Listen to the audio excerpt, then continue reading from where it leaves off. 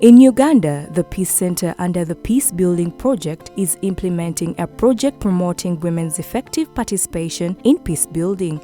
The Peace Center is one of the key women's rights organizations that are working at looking at enhancing capacities of women to participate in peace building and also to rebuild the lives of women affected by conflict. It's important to understand the context that we're operating in. Uganda is host to over 1.5 million refugees coming from mostly South Sudan and also DRC.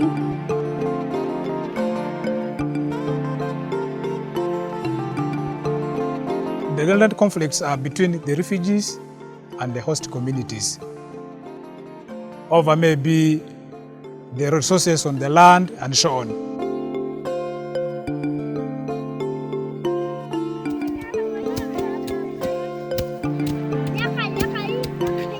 We also see in Karamoja, this is a region that has been really plagued by conflict and insecurity.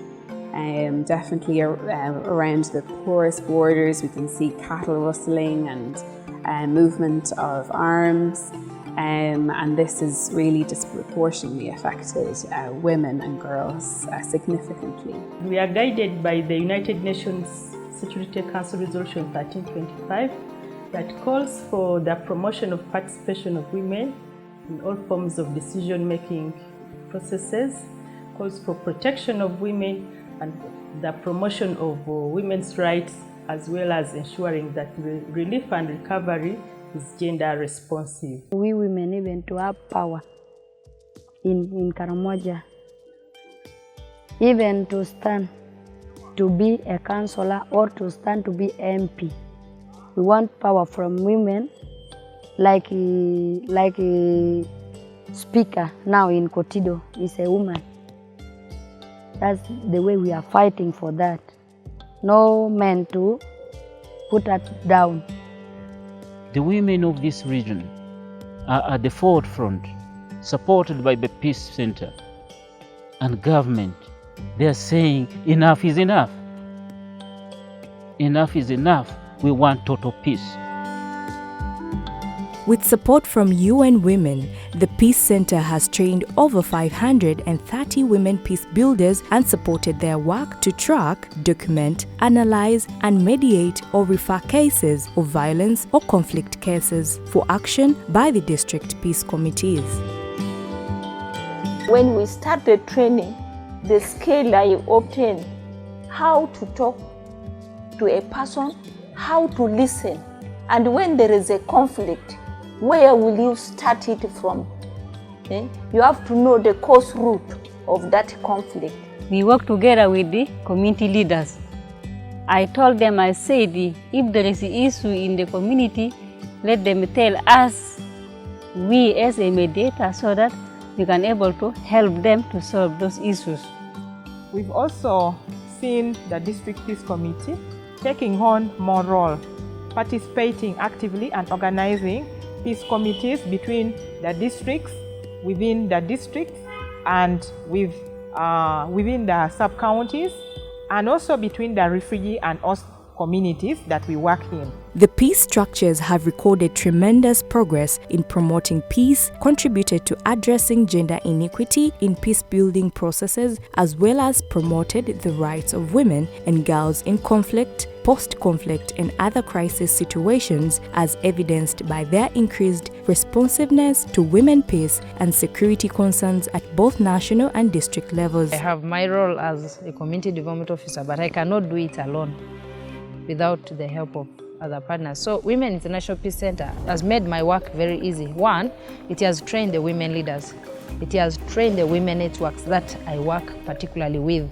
So in that way, the women are now aware of the existing laws. They are now vibrant. Their voices have been amplified to speak for themselves. So at least now women can report their cases.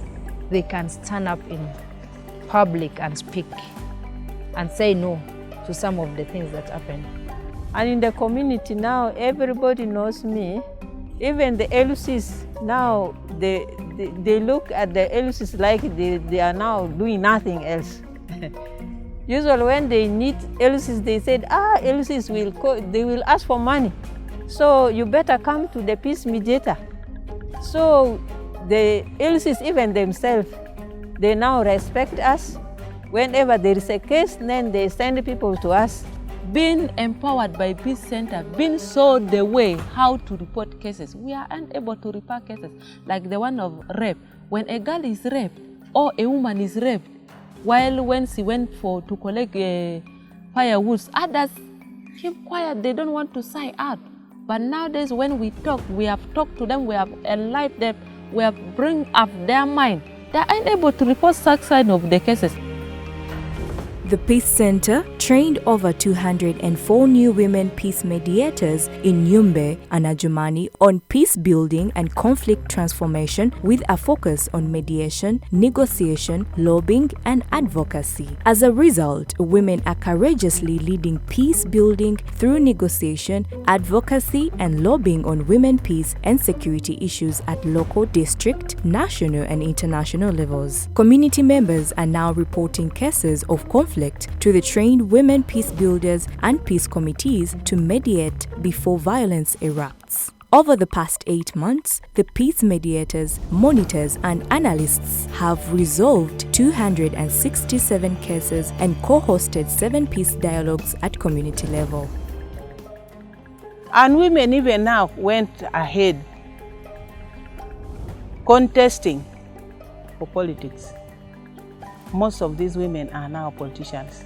Some of them are LC1s, some of them are LC5 councillors, some of them are all these local council. At first, honestly speaking, I was very, very fearful before I contest in my position of being a LC5 councillor. Then after attaining the training, then it empowered me. I was just talking freely in the public without fear. At first I was fearing so much.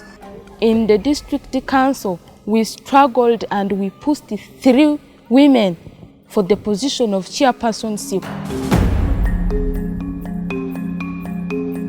We need more to be trained on the CRAL leaders and strengthening the peace committees, strengthening the women network, strengthening the peace mediators, and also strengthening the Council of Elders. It would also be important to invest in mindset change so that communities are able to value the role of women and girls, to provide them the space and to support them to engage in different processes. Peace is not something that can be achieved within a short term. It needs more long-term investment, and also we need to diversify and have holistic approach that is empower also the women that we are working with more economically. Many of them that have been supported around peace building have actually set up their own organizations in districts, and I think it's really important to nurture that and ensure that they have institutional support to be able to function, and that they have mentorship as well to guide them, because they are the future of this agenda, and they will be the ones taking up the mantle, or are already taking up the mantle.